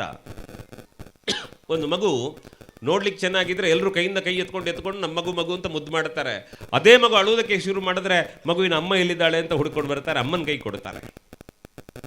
ಅದೇ ಮಗು ಸ್ವಲ್ಪ ದೊಡ್ಡದಾಗಿ ನಡೆದಾಡ್ಲಿಕ್ಕೆ ಆರಂಭ ಮಾಡಿದ್ರೆ ಅಪ್ಪ ಕೈ ಹಿಡ್ಕೊಂಡು ತಿರುಗಿದ್ರೆ ಆಗ ಅಮ್ಮನ ಸುದ್ದಿ ಯಾರೂ ಮಾತಾಡುವುದಿಲ್ಲ. ಎಲ್ಲರೂ ಹೇಳ್ತಾರೆ ಅವನ ಮಗ ಅವನ ಮಗಳು ಅಂತ ತೋರಿಸ್ತಾರೆ. ಆ ಮಗು ಆಟ ಆಡ್ತಾ ಮನೆಯ ಅಂಗಳದಿಂದ ಹೊರಗೆ ಬಂದರೆ ಊರಿನವ್ರ ಹತ್ರ ಯಾರ ಹತ್ರ ಕೇಳಿದ್ರು ಅದು ಅವರ ಮನೆಯ ಮಗು ಅಂತ ತೋರಿಸ್ತಾರೆ, ಅಪ್ಪ ಅಮ್ಮನ ಹೆಸರು ಹೇಳೋದಿಲ್ಲ. ಇದೇ ಮಗು ಊರಿನ ಗಡಿ ದಾಟಿ ಪಕ್ಕದ ಊರಿಗೆ ಹೋದರೆ ಊರಿನ ಕಾರಣದಿಂದ ತೋರಿಸ್ತಾರೆ. ಹೀಗೆ ಜಿಲ್ಲೆ, ರಾಜ್ಯ, ದೇಶದ ಗಡಿ ದಾಟಿದಾಗ ಈ ನೆಲದ ಮಕ್ಕಳನ್ನು ಭಾರತದ ಮಕ್ಕಳು ಅಂತ ತೋರಿಸ್ತಾರೆ. ಸ್ವಾಮಿ ವಿವೇಕಾನಂದರಂತೆ ಬೆಳೆದು ನಿಂತಾಗ ವಿಶ್ವಮಾನವರಾಗಿ ಬೆಳಗುತ್ತಾರಲ್ಲ, ನಮ್ಮ ಮನೆಯಲ್ಲಿ ಅಮ್ಮನ ಮಡಿಲಲ್ಲಿ ಮಲಗಿದ ಪುಟ್ಟ ಮಗುವೊಂದು ವಿಶ್ವಮಾನವನಾಗಿ ಬೆಳೆದು ನಿಲ್ಲಬೇಕು ಅನ್ನುವ ಕನಸಿನೊಂದಿಗೆ ನಮ್ಮ ಮಕ್ಕಳನ್ನು ಬೆಳೆಸಬೇಕು. ಅದಕ್ಕಾಗಿ ಭಾರತದ ಕಥೆಯನ್ನು ಮಕ್ಕಳಿಗೆ ಹೇಳ್ತಾ ಬರಬೇಕು. ನಮ್ಮಲ್ಲಿ ಗೊತ್ತಿರಬೇಕು ನಿಮಗೆ, ನಾನು ಅನೇಕ ಸಭೆಗಳಲ್ಲಿ ಕೇಳಿದ್ದೆ, ಎಷ್ಟು ಮನೆಯ ಮಂದಿಯಲ್ಲಿ ಭಾರತಾಂಬೆಯ ಫೋಟೋ ಉಂಟು ಮನೆಯಲ್ಲಿ ಅಂತ. ಕೈ ಎತ್ತುವವರ ಸಂಖ್ಯೆ ಕಡಿಮೆ ಇತ್ತು. ಯಾಕೆ ಅಂತಂದರೆ ಬಹುಶಃ ಈ ವೇದಿಕೆಯಿಂದ ನಾನು ಅದನ್ನು ಹೇಳಬಾರ್ದು, ಮನಪಣ ತುಂಬ ಹೇಳಿದ್ದಾರೆ ಆ ಕಥೆಯನ್ನೆಲ್ಲ. ಯೋಚನೆ ಮಾಡಿ, ನಮ್ಮ ಮನೆಗಳಲ್ಲಿ ಭಾರತಾಂಬೆಯ ಫೋಟೋವನ್ನು ಯಾಕಿಡಬೇಕು ಅಂತ ಕೇಳಿದ್ರೆ ಅದಕ್ಕೆ ಉತ್ತರ ಇಷ್ಟೇ. ನಮ್ಮ ಅಮ್ಮನ ಫೋಟೋ ಯಾಕಿಡಬೇಕು, ನಮ್ಮ ಅಪ್ಪನ ಫೋಟೋ ಯಾಕಿಡಬೇಕು, ನಮ್ಮ ಹಿರಿಯರ ಫೋಟೋ ಯಾಕಿಡಬೇಕು ಅಂತ ಕೇಳಿದ್ರೆ ಅದಕ್ಕೇನು ಕಾರಣವನ್ನು ಕೊಡಬಲ್ಲವೋ ಅದಕ್ಕಿಂತ ಉತ್ಕೃಷ್ಟವಾದ ಕಾರಣವನ್ನು ಭಾರತಾಂಬೆಯ ಫೋಟೋ ಇಡುವುದಕ್ಕಿದೆ. ಯಾಕೆ ಅಂದರೆ ನೀವು ಯಾರತ್ತಾದರೂ ಹೋಗಿ ನಿಮ್ಮ ದೇಶ ಹೇಗಿದೆ ಅಂತ ಕೇಳಿದ್ರೆ ಅವ್ರು ನಮ್ಗೆ ಉತ್ತರ ಕೊಡೋದು ಅವರ ಭೂಪಟ ಇಟ್ಕೊಂಡು ತೋರಿಸ್ತಾರೆ ಹೀಗಿದೆ ಅಂತ. ಆದರೆ ನಮ್ಮ ಸೌಭಾಗ್ಯ ಭಾರತ ಹೇಗಿದೆ ಅಂತಂದರೆ ಒಂದು ತಾಯಿಯ ಚಿತ್ರ ತೋರಿಸ್ತೇವೆ. ಭಾರತಾಂಬೆಯ ಫೋಟೋ ನೋಡಬೇಕು ನೀವು. ಶಿರದಲ್ಲಿ ಹರಡಿದ ಕೇಶರಾಶಿಯ ಮೇಲೆ ಗಂಧ ಕುಸುಮವ ಹೊತ್ತು, ಆಕೆಯ ಲಲಾಟದಲ್ಲಿ ರಾರಾಜಿಸುವ ಕುಂಕುಮದ ಬೊಟ್ಟು, ನಾಸಿಕವನ್ನು ಅಲಂಕರಿಸಿದ ಸ್ವರ್ಣದಾನತ್ತು, ಕೊರಳಲ್ಲಿ ಮಿಂಚುವ ಹಾರ ಸಂಪತ್ತು, ಆಕೆ ಕರ್ಣದಲ್ಲಿ ಸೌಭಾಗ್ಯದ ಬೋಲೆ, ಕೈಯಲ್ಲಿ ಅರಳಿದ ಧ್ವಜವಿತ್ತು ಅನ್ನುವ ನಗುಮೊಗದ ಸಿಂಹವಾಹಿನಿಯ ಕಲ್ಪನೆ ಇರುವುದು ಅದು ಕೇವಲ ಭಾರತಕ್ಕೆ ಮಾತ್ರ. ಆದ್ದರಿಂದ ಭಾರತ ಅಂದರೆ ನಮ್ಮ ಪಾಲಿಗೆ ಅಮ್ಮ, ಭಾರತ ಅಂದರೆ ನಮ್ಮ ಪಾಲಿಗೆ ದೇವರು, ಭಾರತ ಅಂದರೆ ನಮ್ಮ ಪಾಲಿಗೆ ಸರ್ವಸ್ವ. ಬಹಳ ಚೆನ್ನಾಗಿದೆ. ಕವಿ ಕುವೆಂಪು ದೇಶದ ಬಗ್ಗೆ ಎಷ್ಟು ಚೆನ್ನಾಗಿ ಮಾತಾಡ್ತಾರೆ ಅಂದರೆ, ಅವ್ರು ಹೇಳಿದ ಸಾಲುಗಳು ನಾವು 7ನೇ ಕ್ಲಾಸಲ್ಲಿರುವಾಗ ಅದನ್ನು ಓದಿದ್ದೇವೆ. ಭಾರತಾಂಬೆಗೆ ಜನಿಸಿ ನಿನ್ನೊಳು ಧನ್ಯನಾದೇನು ದೇವಿಯೇ, ನಿನ್ನ ಪ್ರೇಮದಿ ಬೆಳೆದು ಜೀವವು ಮಾನ್ಯವಾದುದು ತಾಯಿಯೇ ಅಂತ ಅವ್ರು ಹೇಳ್ತಾ ಕೊನೆಗೊಂದು ಹೇಳ್ತಾರೆ, ನಿನ್ನ ಅಂಕದ ಮಂಗಳಾಂಗಣದಲ್ಲಿ ನಲಿಯುತ್ತ ಮೆರೆದೇನು ಅಂತ. ನಾನು ಓಡಾಡುವುದು ಮಣ್ಣಿನ ಮೇಲೆ ಅಲ್ಲ, ತಾಯಿಯಾದಂತಹ ನಿನ್ನ ಮಡಿಲ ಮಗುವಾಗಿ ನಾನು ಕುಣಿಯುತ್ತೇನೆ ಅಂತಾರವರು. ಇಂತಹ ಕಲ್ಪನೆಗಳೊಂದಿಗೆ ನಮ್ಮ ಬದುಕನ್ನು ಕಟ್ಟಿಕೊಳ್ಳಬೇಕಾದ್ದು. ಹಾಗಾಗಿ ನಮ್ಮ ಮನೆಯಲ್ಲಿ ಭಾರತಾಂಬೆಯ ಫೋಟೋವನ್ನಿಟ್ಟು ಭಾರತಾಂಬೆಯ ವೈಭವದ ಕಥನಗಳನ್ನು ನಮ್ಮ ಮಕ್ಕಳಿಗೆ ಹೇಳಿ ಆ ಮೂಲಕ ನಾಡಿನ ಆಸ್ತಿಯಾಗುವಂತೆ ಮಕ್ಕಳನ್ನು ಬೆಳೆಸುವುದಕ್ಕೆ ಈ ಕಾರ್ಯಕ್ರಮಗಳು ಪ್ರೇರಣೆ ಆಗಬೇಕು. ಅನೇಕ ಕಾರ್ಯಕ್ರಮಗಳನ್ನು ನಾನು ಹೇಳಿರುತ್ತೇನೆ. ಈ ಕಾರ್ಯಕ್ರಮದ ನಂತರ ನಾಟಕ ಇದ್ದರೆ ಉಂಟಲ್ಲ, ಕೆಲವು ಸಭೆಯಲ್ಲಿ ನೋಡಬೇಕು ನೀವು. ಕಾರ್ಯಕ್ರಮದ ನಂತರ ನಾಟಕ ಇದ್ದರೆ ಮನೆಯಿಂದ ಒಂದು ಮಗುವನ್ನು 5 ಖರ್ಚಿಪ್ ಕೊಟ್ಟು ಕಳಿಸುವುದು ಅವರು. ಒಂದರಲ್ಲಿ ನೀನು ಕೂತ್ಕೋ, ಮತ್ತು 5 ಖರ್ಚಿಪ್ ಕುರ್ಚಿಗೆ ಹಾಕಿಡು, ಅಲ್ಲಿ ನಾಟಕ ಇದು ಸಭೆ ಮುಗಿಯುವಾಗ ಫೋನ್ ಮಾಡಿ ನಾನು ಬರ್ತೇನೆ ಅಂತ. ಆದರೆ ಅದಲ್ಲ. ಯಾಕೆ ಸಭೆಗೆ ಬರಬೇಕು ಅಂತಂದರೆ ನಾಟಕ ನೋಡಬೇಕು, ಮನರಂಜನೆ ಬೇಕು, ಜೀವನ ಮೌಲ್ಯಗಳನ್ನು ಕೇಳಬೇಕು, ಸರಿಯೇ.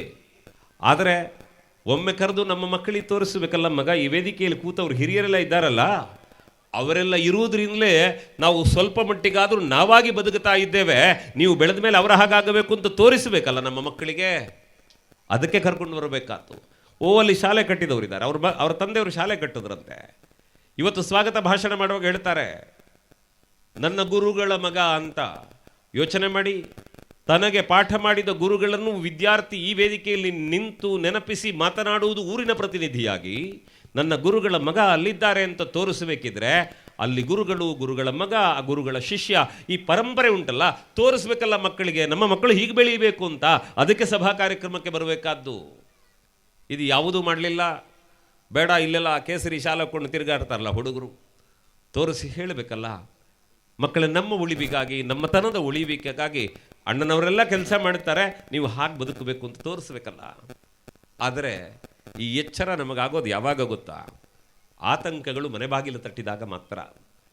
ನಾನು ಅನೇಕ ಬಾರಿ ಯೋಚನೆ ಮಾಡುತ್ತೇವೆ, ಈ ಸಾಮಾಜಿಕ ಸಂಘಟನೆಗಳು ಇನ್ಯಾವುದೋ ನಮ್ಮ ಹೆಣ್ಣುಮಕ್ಕಳನ್ನು ಮರಳು ಮಾಡುವಂತಹ ಹುಚ್ಚರ ಸಂತೆ ಒಂದು ಕಡೆಯಲ್ಲಿ, ಆ ಮಕ್ಕಳು ಬುದ್ಧಿಭ್ರಮಣೆಗೊಳಗಾಗಿ ದಾರಿ ತಪ್ಪಿದ ಹೊತ್ತಿಗೆ ನಮ್ಮ ಮನೆಯ ಹೆಣ್ಣು ಮಗುವಿಗೆ ಅನ್ಯಾಯ ಆಯಿತು ಅಂತಂದಾಗ ಸಂಬಂಧವೇ ಇಲ್ಲದ ಇನ್ನೊಬ್ಬರ ಮನೆಯ ಹುಡುಗ ಓಡಿ ಬಂದು ಅವಳನ್ನು ಒಡ ಹುಟ್ಟಿದವಳು ಅನ್ನುವ ಸ್ಥಾನದಲ್ಲಿ ನಿಂತು ನ್ಯಾಯ ಒದಗಿಸುವುದಕ್ಕೆ ತನ್ನನ್ನು ತಾನು ತೊಡಗಿಸಿಕೊಳ್ತಾನಲ್ಲ, ಆ ಮಕ್ಕಳ ಬಗ್ಗೆ ನಾವು ಹೇಳಬೇಕಾದದ್ದು ಯಾವಾಗ?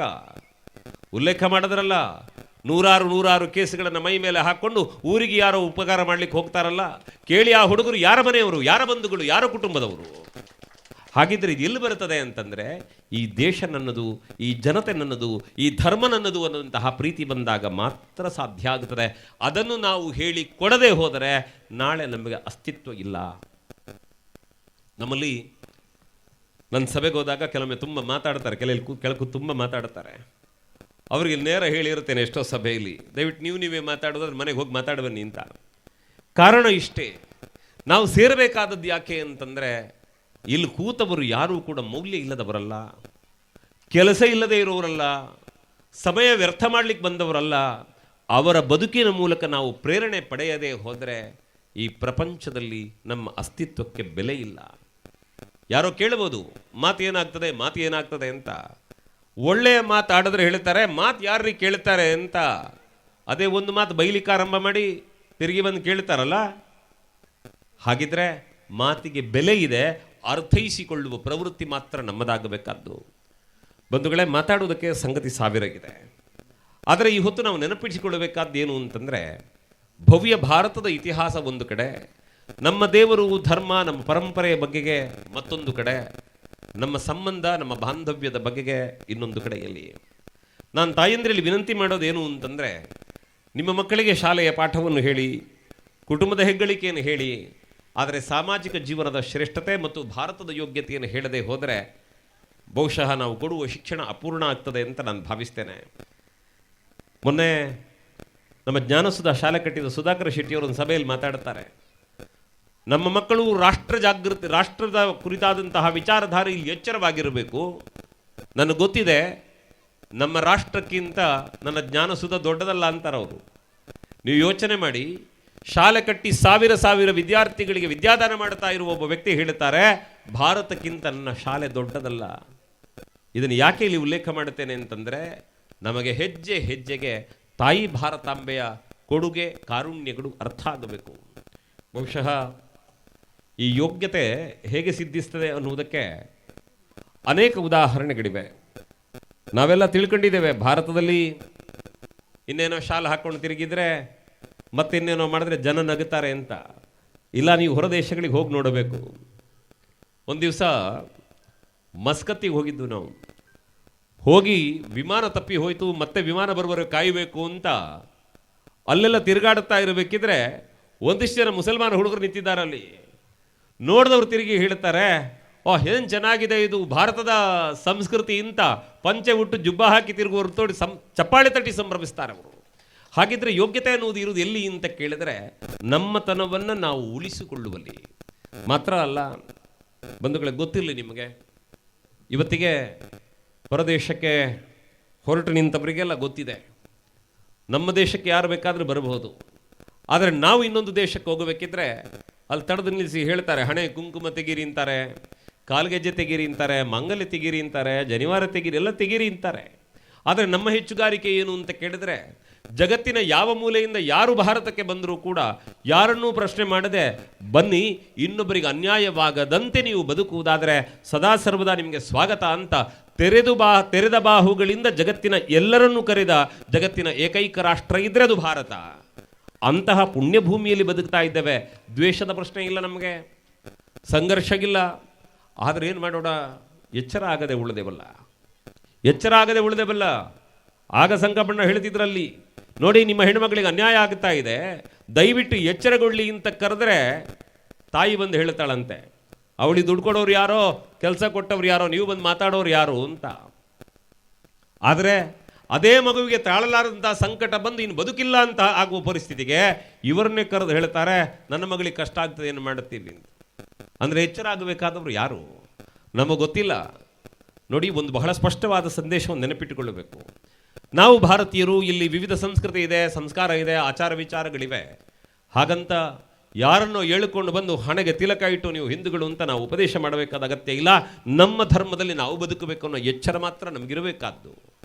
ಇಲ್ಲ ನಾವು ನೀವು ಅಣ್ಣ ತಮ್ಮಂದರು ಈ ದೇಶದಲ್ಲಿ ಒಟ್ಟಿಗಿದ್ದೇವೆ ಅನ್ನೋ ಕಾರಣಕ್ಕೆ ಯಾರೋ ನಮ್ಮನ್ನು ಕರ್ಕೊಂಡೋಗಿ ಟೋಪಿ ಹಾಕಬೇಕಾದ್ದೆಲ್ಲ ಹಾಕಿಸಿಕೊಳ್ಳಬೇಕಾದ ದಾರಿದ್ರ್ಯ ನಮಗಿಲ್ಲ. ಯಾಕಂದ್ರೆ ಅವರ ಧರ್ಮದಲ್ಲಿ ಅವರು ಬದುಕಬೇಕಾದವರು. ಇಲ್ಲ ನೀವೆಲ್ಲ ನಮ್ಮವರೇ, ನಿಮಗೆ ಉಪಕಾರ ಮಾಡುತ್ತೇವೆ ಅಂತ ಕಣ್ಣೀರು ಒರೆಸುವ ನಾಟಕ ಮಾಡಿ ನಿಮ್ಮ ಮನೆಯ ಅಂಗಳದ ತುಳಸಿ ಕಟ್ಟೆ ಕಿತ್ತು ಮುಡಿಯ ಮಲ್ಲಿಗೆಯನ್ನು ಜಾರಿಸಿ ಹಣೆಯ ತಿಲಕವನ್ನು ಒರೆಸಿ 5 kg ಅಕ್ಕಿ ಕೊಟ್ಟು ನಮ್ಗೆ ಸಮಾಧಾನ ಮಾಡಬೇಕಾದ್ದು ಇಲ್ಲ. ಹಾಗಾದರೆ ಬಹುಭಾಷೆ ಬಹು ವಿಚಾರಧಾರೆಯ ಸಂಸ್ಕೃತಿ ಉಳ್ಳಂತಹ ಈ ನೆಲದಲ್ಲಿ ಪ್ರತಿಯೊಬ್ಬನು ಅವರವರ ಧರ್ಮದಲ್ಲಿ ಬದುಕುತ್ತಾ ಇನ್ನೊಂದು ಧರ್ಮವನ್ನು ಗೌರವಿಸುವಂತೆ ಬದುಕಿದರೆ ಅದಕ್ಕಿಂತ ದೊಡ್ಡ ಕೊಡುಗೆಗಳು ಕೊಡಬೇಕಾದದ್ದಿಲ್ಲ. ಅನೇಕ ಜಾತಿ ಮತ ಸಂಪ್ರದಾಯಗಳ ನಡುವೆ ಬಂದಂತಹ ಅನೇಕರು ಹೇಳ್ತಾರೆ, ನಮ್ಮ ಮಕ್ಕಳು ಇವತ್ತು ಮಾತಾಡಿದ್ದು ಕೇಳೋದಿಲ್ಲ, ನಮ್ಮ ಮಕ್ಕಳು ಹೇಳಿದ್ದು ಕೇಳೋದಿಲ್ಲ ಅಂತ ಹೇಳ್ತಾರೆ.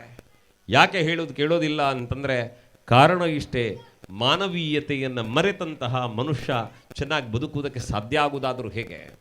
ಹಾಗಾಗಿ ಬಹುಶಃ ಈ ಕೇರಳದ ಭಾಗಕ್ಕೆ ಅಂತ ಬಂದಾಗ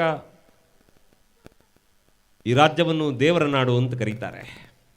ಹೌದು, ದೇವಾಲಯಗಳು ಎಲ್ಲಕ್ಕೂ ಮಿಗಿಲಾಗಿ ಈ ಜಗತ್ತಿಗೆ ಅದ್ವೈತ ಸಿದ್ಧಾಂತವನ್ನೇ ಕರುಣಿಸಿದ ಆಚಾರ್ಯ ಶಂಕರರು ಹುಟ್ಟಿದಂತಹ ಪಾವನ ಭೂಮಿ ಇದು ಕೇರಳ.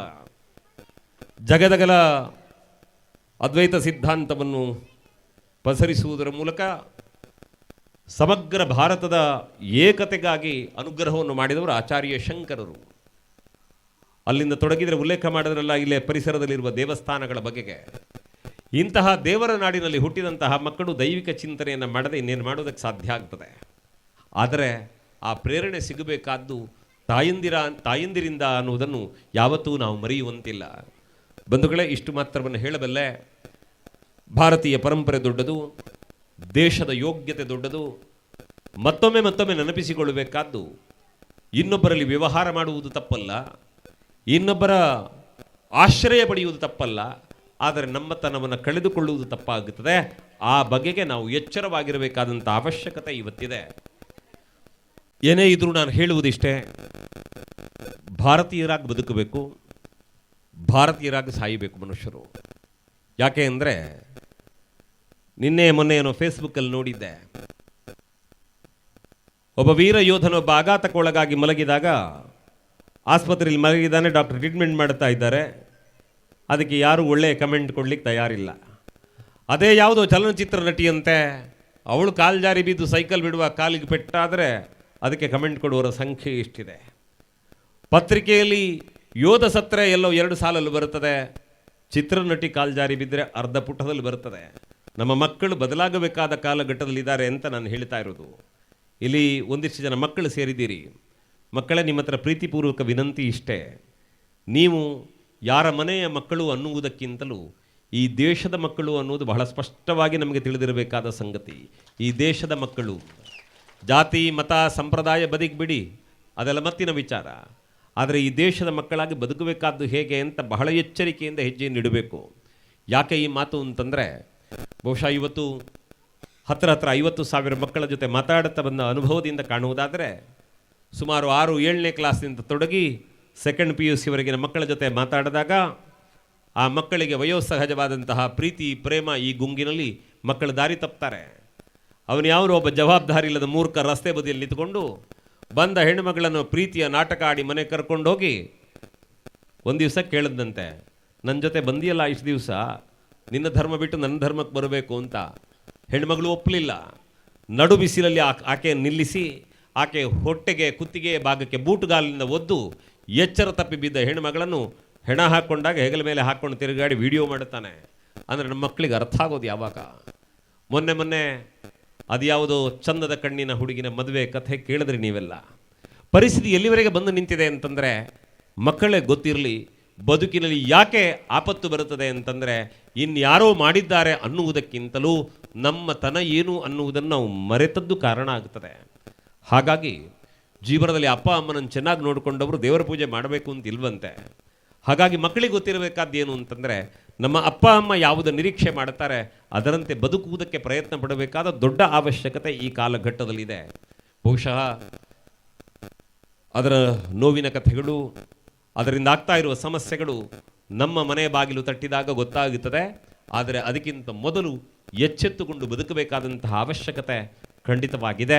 ಏನೇ ಇರಲಿ, ಇವತ್ತು ಭಾರತದ ಹಿಂದೂ ಪರಂಪರೆಯ ಉಳಿವಿಗಾಗಿ, ಹಿಂದುತ್ವದ ರಕ್ಷಣೆಗಾಗಿ, ಧರ್ಮನಿಷ್ಠರಾಗಿ ಬದುಕಬೇಕು ಅನ್ನೋ ಕಾರಣಕ್ಕೆ ಬೆಂಬಲವಾಗಿ ನಿಲ್ಲುವುದಕ್ಕೆ ಒಂದಿಷ್ಟು ಜನ ಹುಡುಗರು ಹಿರಿಯರ ಮಾರ್ಗದರ್ಶನದೊಂದಿಗೆ ಬದುಕಿನ ಹೆಜ್ಜೆಗಳನ್ನು ಇಡುತ್ತಾ ಬಂದಿದ್ದೀರಿ.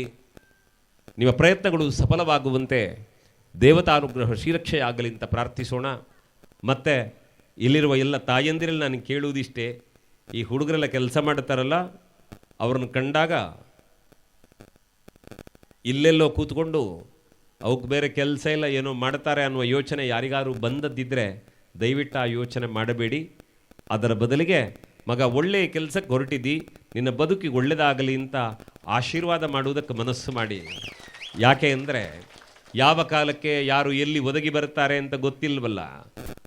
ನೋಡಿ, ಸದ್ಯಕ್ಕೆ ಅಮೇರಿಕ ಬಂದು ಭಾರತದ ಮುಂದೆ ಕೈ ಮುಗಿಬೇಕಾದ ಸ್ಥಿತಿ ಹೆಚ್ಚು ದೂರ ಇಲ್ಲ ಇನ್ನು. ಯಾಕೆ ಅಂದರೆ ನಮ್ಮನ್ನೇ ಬೈದು ಬಂಗಿಸಿದವರಿಗೂ ಕೂಡ ಹಸಿದ ಹೊಟ್ಟೆಗೆ ಅನ್ನ ಕೊಡುವುದಕ್ಕೆ ಭಾರತವೇ ಬೇಕು. ಅಂದಮೇಲೆ ಜಾತಿ ಮತ್ತು ಧರ್ಮಗಳ ಸಂಪ್ರದಾಯಗಳ ಆಚರಣೆಗಳು ಬೇಕಾದರೂ ಕೂಡ ಯಾವ ಆಪತ್ಕಾಲಕ್ಕೆ ಯಾರು ಒದಗಿ ಬರ್ತಾರೋ ಗೊತ್ತಿಲ್ಲ ನಮಗೆ. ಹಾಗಾಗಿ ಧರ್ಮ ರಕ್ಷಣೆಗೆ ನಿಂತ ಅವರಿಗೆ ಒಳ್ಳೆಯದಾಗಲಿ ಅಂತ ಹಾರೈಸೋಣ. ಇಂತಹ ಸತ್ಕರ್ಮಗಳಿಗೆ ಕೈ ಚಾಚಿದಾಗ ಇಲ್ಲ ಅನ್ನದೇ ಅವರನ್ನು ಬೆಂಬಲಿಸೋಣ. ನಮ್ಮ ಊರಿನ ದೇವಸ್ಥಾನಗಳು, ಮಠ ಮಂದಿರಗಳು ಪರಂಪರೆಯನ್ನು ಗೌರವಿಸುವಂಥ ಭಾವ ನಮ್ಮಲ್ಲಿ ಜಾಗೃತವಾಗಿರಲಿ. ಬೇಕು ಒಂದೊಂದು ಸಂಪ್ರದಾಯದವರಿಗೆ ಒಂದೊಂದು ಮಠ, ಒಂದೊಂದು ಮಂದಿರ. ಆದರೆ ಅದು ಯಾವತ್ತೂ ನಮ್ಮನ್ನು ಬೇರ್ಪಡಿಸುವುದಕ್ಕೆ ಕಾರಣ ಆಗಬಾರದು. ನಮ್ಮನ್ನು ನಾವು ಪ್ರೀತಿಯಿಂದ ಬದುಕುವುದಕ್ಕೆ ಕಾರಣ ಆಗಬೇಕು. ಕಟ್ಟ ಕಡೆಗೆ 2 ಸಂದೇಶಗಳನ್ನು ನಿಮ್ಮ ಮುಂದೆ ಹೇಳ್ತಾ ನನ್ನ ಮಾತು ಮುಗಿಸ್ತೇನೆ. ಜೀವನದಲ್ಲಿ ಒಳ್ಳೆಯ ಕೆಲಸ ಮಾಡಲಿಕ್ಕೆ ದೊಡ್ಡವರೇ ಆಗಬೇಕು ಅಂತಿಲ್ಲ. ಯಾಕೆ ಅಂದರೆ ಒಬ್ಬ ತುಂಬ ಚೆನ್ನಾಗಿ ಹಾಡ್ತಿದ್ದಂತೆ.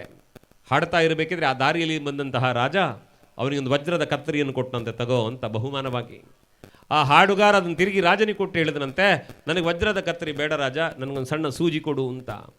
ರಾಜನಿಗೆ ಜೊತೆಗೆ ಬಂದವರಿಗೆಲ್ಲ ನಗು ಬಂತು.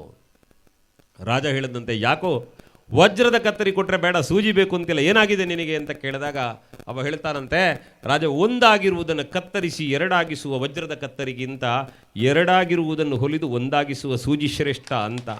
ಇದನ್ನು ಯಾಕೆ ಹೇಳ್ತೇನೆ ಅಂತಂದರೆ, ಯಾರು ಎಷ್ಟು ಸ್ಥಿತಿವಂತರು ಅನ್ನುವುದು ಮುಖ್ಯ ಅಲ್ಲ, ನಮ್ಮ ನಿಮ್ಮ ನಡುವಿನ ಕಂದಕವನ್ನು ದೂರ ಮಾಡಿ ನಾವು ಹಿಂದೂಗಳಾಗಿ ಜೊತೆಯಾಗಿರಬೇಕು ಅನ್ನುವ ಕಾರಣಕ್ಕೆ ಪ್ರಯತ್ನಿಸ್ತಾರಲ್ಲ ಹುಡುಗರು, ಅವರು ಈ ಸಮಾಜದಲ್ಲಿ ಶ್ರೇಷ್ಠರು ಅಂತ ನಮಗೆ ಗೊತ್ತಿರಬೇಕು ಅಂತ.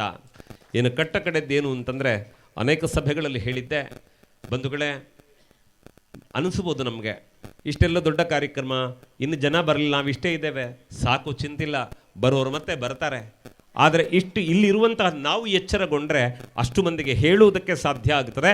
ಹಾಗಾಗಿ ನಾವು ಎಚ್ಚರಗೊಳ್ಳಬೇಕಷ್ಟೇ. ನಮ್ಮ ಗುರುಗಳು ಯಾವತ್ತೂ ಹೇಳ್ತಿದ್ರು, ತೂಸು ತಿನ್ನು ಆದರೆ ಕಸ ತಿನ್ನಬೇಡ ಅಂತ.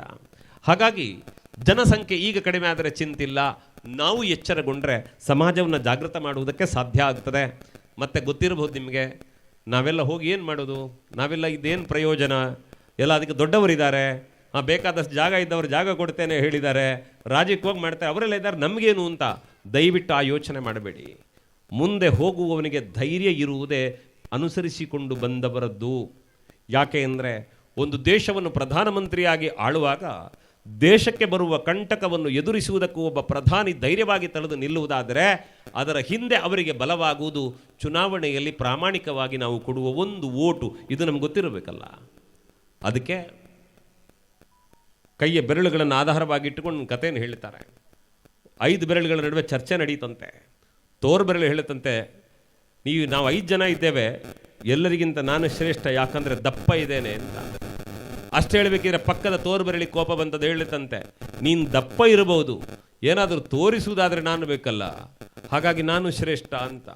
ಇಷ್ಟು ಮಾತಾಡಬೇಕಿದ್ರೆ ಮಧ್ಯದ ಬೆರಳು ಹೇಳುತ್ತಂತೆ, ನೀನು ತೋರಿಸ್ಲಿ, ದಪ್ಪ ಇರಲಿ, ಏನೇ ಇರಲಿ, 5 ಜನರಲ್ಲಿ ಎತ್ತರ ಇರುವುದು ನಾನಲ್ವಾ ಅಂತ. ಆಗ ಪಕ್ಕದ ಅನಾಮಿಕ ಬೆರಳು ಹೇಳುತ್ತದಂತೆ, ನಾವು 4-5 ಜನ ಒಟ್ಟಿಗಿದ್ದೇವೆ, ಹೌದು, ಯಾರಾದರೂ ಬಂಗಾರ ಹಾಕುದಿದ್ರೆ ನನಗೆ ಹಾಕ್ತಾರೆ, ನಾನು ಶ್ರೇಷ್ಠ ಅಂತ. ಕಿರಿ ಬೆರಳು ಪಾಪ ತಿರುಗಂಡು ನೋಡುತ್ತದೆ, ಒಬ್ಬ ದಪ್ಪ ಇದ್ದಾನೆ, ಒಬ್ಬ ತೋರಿಸುವವ, ಒಬ್ಬ ಎತ್ತರ, ಇನ್ನೊಬ್ಬರದ್ರ ಬಂಗಾರ ಉಂಟು, ನನ್ನ ಹತ್ರ ಏನಿಲ್ಲ. ಅದು ತಿರುಗಿ ಹೇಳುತ್ತಂತೆ, ನೀವೇ ಶ್ರೇಷ್ಠರು, ನನಗೇನು ಬೇಜಾರಿಲ್ಲ. ಯಾಕೆ ಅಂದರೆ ಗುರುಗಳಿಗೆ ದೇವರಿಗೆಲ್ಲ ಕೈ ಮುಗಿಬೇಕಿದ್ರೆ ಮೊದಲು ಅವರಿಗೆ ನಾನೇ ಕಾಣುತ್ತೇನೆಲ್ಲ ಸಾಕು ಅಂತಂತೆ. ಅಂದರೆ ಈ ಸಮಾಜದಲ್ಲಿ ದೊಡ್ಡವರು ಸಣ್ಣವರು ಪ್ರಶ್ನೆ ಅಲ್ಲ, ನಮಗೆ ಯಾವ ಯೋಗ್ಯತೆ ಇದೆ ಅದಕ್ಕೆ ತೃಪ್ತಿ ಇರಬೇಕು ಮಾತ್ರ ಅಲ್ಲ. ಈ 5 ಬೆರಳುಗಳು ಅಹಂಕಾರ ಬಿಟ್ಟು ಪ್ರೀತಿಯಿಂದ ಒಟ್ಟಾದರೆ ಮಾತ್ರ ಒಂದು ತುತ್ತು ಉಣ್ಣುವುದಕ್ಕೆ ಸಾಧ್ಯ ಆಗ್ತದೆ, ಗಟ್ಟಿಯಾಗಿ ಒಟ್ಟಾದರೆ ಮಾತ್ರ ಅದು ಮುಷ್ಟಿ ಆಗ್ತದೆ. ಹಾಗಾಗಿ ಸಾಮಾಜಿಕ ವ್ಯವಸ್ಥೆಯಲ್ಲಿ ಜಾತಿ, ಮತ, ಅಂತಸ್ತು, ವಿದ್ಯೆ, ಅವಿದ್ಯೆ ಈ ಎಲ್ಲ ಭೇದಗಳನ್ನು ಬಿಟ್ಟು ನಾವು ಪ್ರೀತಿಯಿಂದ ಸಂಘಟಿತರಾಗಬೇಕು, ಗಟ್ಟಿಯಾಗಿ ಸಂಘಟಿತರಾಗಬೇಕಾದಂಥ ಅವಶ್ಯಕತೆ ಈ ಕಾಲದಲ್ಲಿ ಬಂದೊದಗಿದೆ. ಆದ್ದರಿಂದ ತರತಮ ಭಾವಗಳನ್ನು ಬಿಟ್ಟು ನಾವೆಲ್ಲ ತಾಯಿ ಭಾರತಾಂಬೆಯ ಮಕ್ಕಳು ಅನ್ನುವ ಭಾವದಿಂದ ಜೊತೆಯಾಗಿ ಬದುಕುತ್ತಾ ಭವ್ಯ ಭಾರತದ ಕನಸನ್ನು ನನಸಾಗಿಸುವುದಕ್ಕೆ ಯತ್ನಶೀಲರಾಗಬೇಕು ಅನ್ನುವಂತಹ ನಮ್ರ ಕೇಳಿಕೆಯೊಂದಿಗೆ ಬಹುಶಃ ಈ ದುರ್ಗಾ ಅನ್ನುವ ಹೆಸರಿನಲ್ಲಿ ಈ ಕಟ್ಟಡ ಲೋಕಾರ್ಪಣೆಗೊಂಡಿದೆ. ಈ ದಿನದ ಸವಿ ನೆನಪಿಗಾಗಿ ಯಾರ ಮನೆಯಲ್ಲೆಲ್ಲ ಭಾರತಾಂಬೆಯ ಫೋಟೋ ಇಲ್ವೋ, ಒಂದು ವೇಳೆ ನಿಮ್ಮ ಮನೆಯಲ್ಲಿ ಇಲ್ಲ ಅಂತಾದರೆ ದಯವಿಟ್ಟು ನಿಮ್ಮ ಮನೆಯ ದೇವರ ಕೋಣೆಯಲ್ಲಿ ಭಾರತಾಂಬೆಯ ಫೋಟೋವನ್ನು ಕೂಡ ಈ ಕಾರ್ಯಕ್ರಮದ ನೆನಪಿಗಾಗಿಟ್ಟು ದೇವರಿಗೆ ಕೈ ಮುಗಿಯಬೇಕಿದ್ರೆ ನಿಮ್ಮ ಮಗುವನ್ನು ಕರ್ಕೊಂಡೋಗಿ ತೋರಿಸಿ, ಮಗ ನಾವು ಬದುಕುತ್ತಾ ಇರೋದು ಅವಳ ಮಡಿಲಲ್ಲಿ, ನೀನು ಅವಳ ಮಗನಾಗಿ ಬೆಳಗಬೇಕು ಅಂತ ನಿಮ್ಮ ಮಗುವಿಗೆ ಹೇಳಿದರೆ ಈ ದೇಶದಲ್ಲಿ ಮತ್ತೊಬ್ಬ ಮಹಾಶ್ರೇಷ್ಠ ಹುಟ್ಟಿ ಬರುವುದಕ್ಕೆ ಹೆಚ್ಚು ಕಾಲ ದೂರ ಹೋಗುವುದಿಲ್ಲ. ಹಾಗಾಗಿ ಅಂತಹ ಒಳ್ಳೆಯ ಆಶಯಗಳೊಂದಿಗೆ ನಮ್ಮ ಬದುಕನ್ನು ಇಟ್ಟುಕೊಳ್ಳೋಣ. ಕರಾವಳಿ, ಕಾಸರಗೋಡು, ಕರ್ನಾಟಕ ಈ ಪ್ರಾಂತ ಭೇದಗಳನ್ನು ಮರೆತು ನಾವು ನೀವು ಒಂದು ಅನ್ನುವ ಭಾವದಿಂದ ಜೊತೆಯಾದರೆ ಅದರಿಂದ ಲೋಕಕ್ಕೆ ಒಳಿತಾಗ್ತದೆ. ಎಲ್ಲರಿಗೂ ಶುಭವಾಗಲಿ ಅಂತ ಪ್ರಾರ್ಥಿಸ್ತಾ ದೂರದ ಪ್ರಯಾಣವನ್ನು ನಡೆಸಬೇಕಾದ ನನ್ನನ್ನು ಬೀಳ್ಕೊಡಬೇಕು ಅನ್ನೋ ನಮ್ರ ಕೇಳಿಕೆಯೊಂದಿಗೆ ನನ್ನ ಮಾತುಗಳಿಗೆ ಮಂಗಲದ ಚುಕ್ಕಿ ಇಡ್ತೇನೆ. ಎಲ್ಲರಿಗೂ ನಮಸ್ಕಾರ.